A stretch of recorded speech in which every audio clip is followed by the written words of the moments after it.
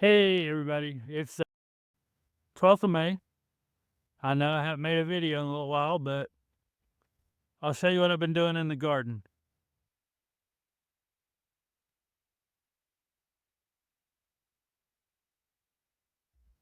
As you can see, we got some stuff planted now.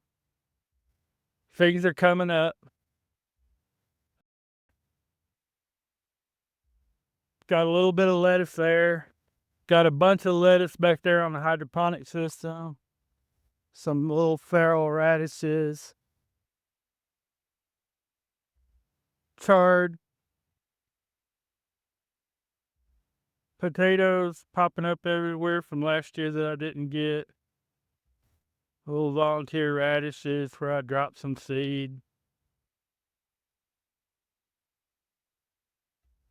All this has just gone in the last little bit, so there's some little charge starters. And I think that's kohlrabi, maybe. Yeah, kohlrabi right there. A little, I don't remember the name of it. Some sunflower. More flowers. Flower starters. They just haven't started blooming yet. I got some volunteer chives and stuff, and as you can see, they're getting ready to pod out, and I'm just gonna let them. And everybody says, "Oh, you got all sorts of weeds in your garden," but all of this stuff has been blooming a little bit here and there, and that brings predatory insects until my flowers get to taking off. So if it's something that's going to have a flower on it, I'll just let it grow, because every little wasp or bee that comes in here and pollinates that and eats a bug along the way is one less bug I got to worry about. You got some like sunflowers first round. Second round of sunflowers is in the ground now. Third round is getting ready to go in the ground. There's some more brassicas. Some different herbs and things growing. There's a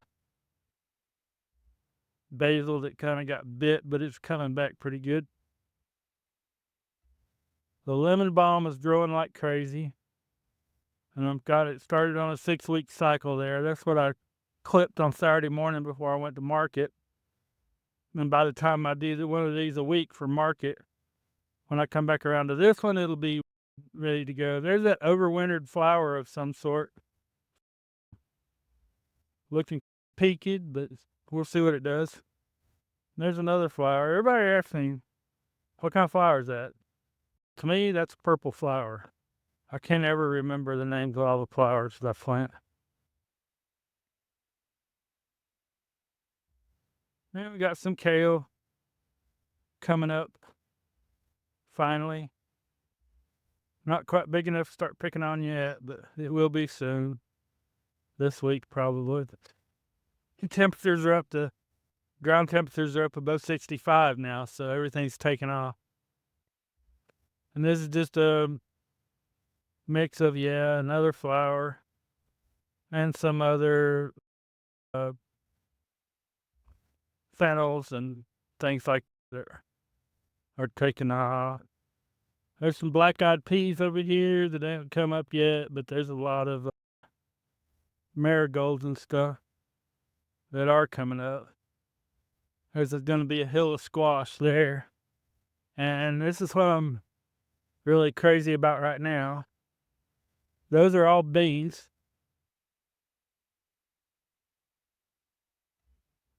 Rattlesnake beans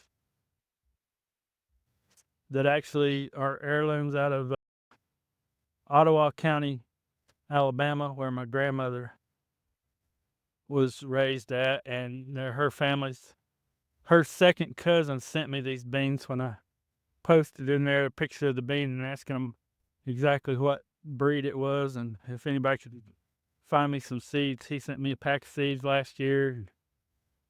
I saved a bunch for seed and they popped right up this year. And now here is two 16-foot rows about 4 feet apart. And I got these 4 more cattle panels here that we got Friday night. My good friend Tim helped me haul. And we're going to plant those, stake those out here in the next day or so, and get those in. And then I got tomatoes, Cherokee purples, and mammoth cherry tomatoes, cucumbers, gourds, every persuasion. Let me see, cucumbers, gourds, squash, butternut squash, acorn squash, any kind of thing that will go on a vine is going to be intermingled in all of this. I'll bring some more compost in and spread now that I've got the wood chips raked back.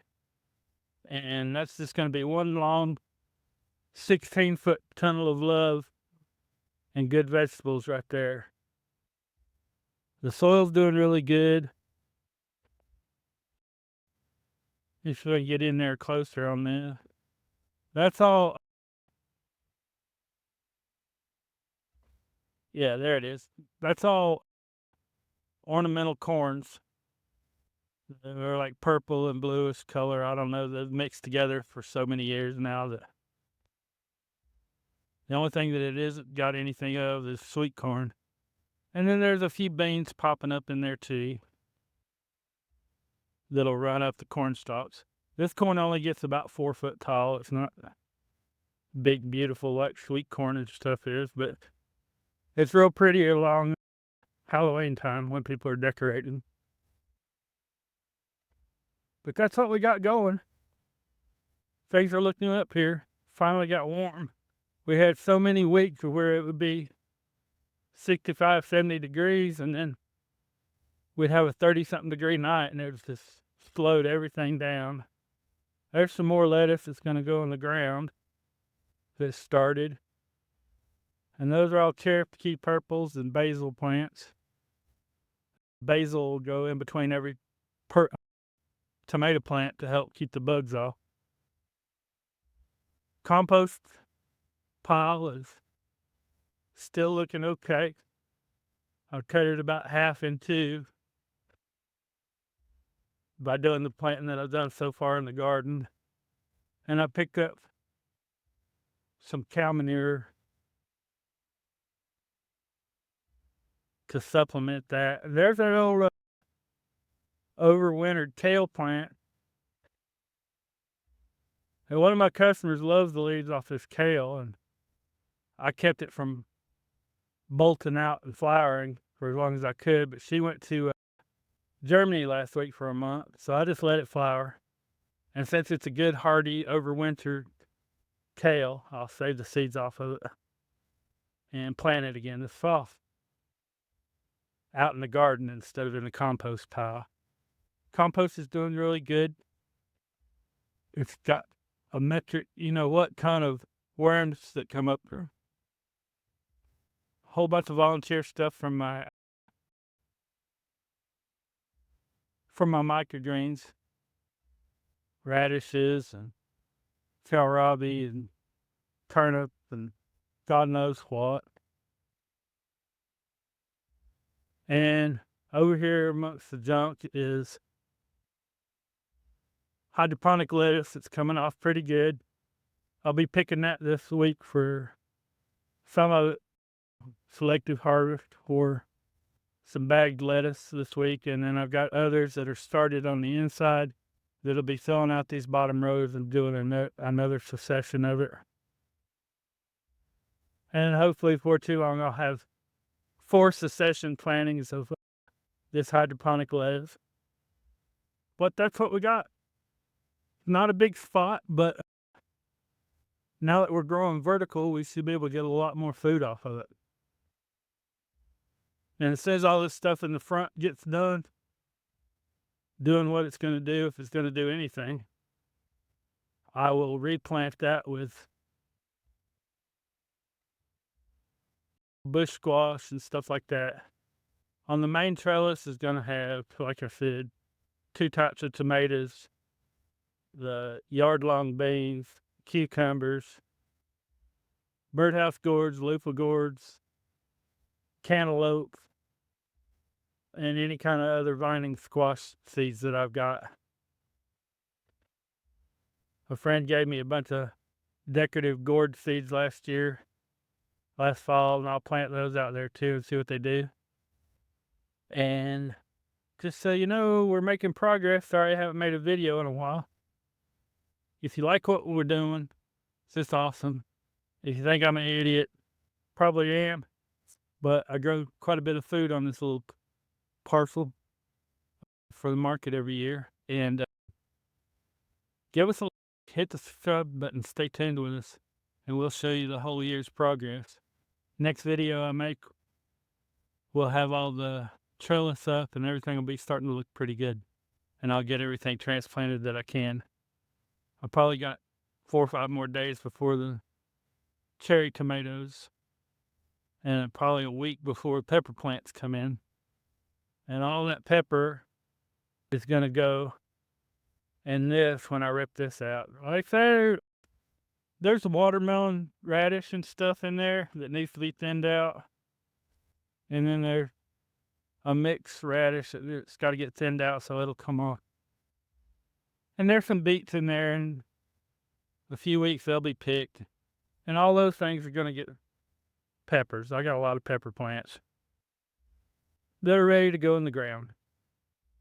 So give us a like and a share, and subscribe to us if you have already.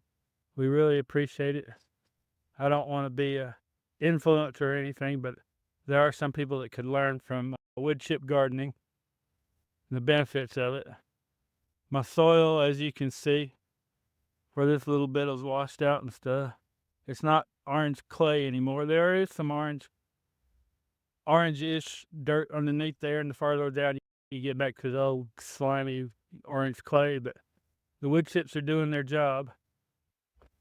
As soon as I get everything planted out, I'll be using this little wagon to bring more wood chips out. And if you want to see how good the wood chips are doing, let's just take a look. They're turning nice and black. And there's mycelium in there. It's good. It breaks down the wood chips and it transfers nutrients throughout the garden.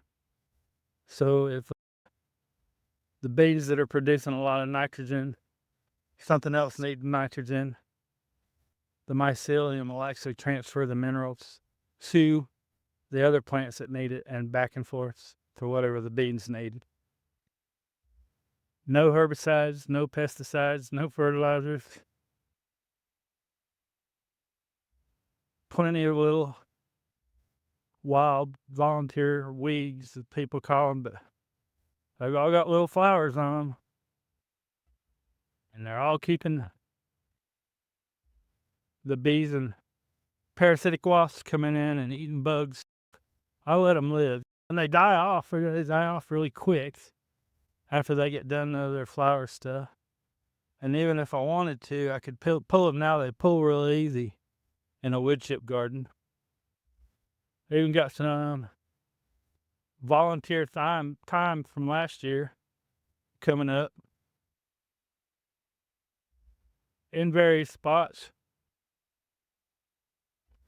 And we just let those herbs and stuff grow, and then we take them to market and either give them away or sell them for $1 or $2. It's not like they really cost us anything. Thanks, everybody. I really appreciate you. Come see us.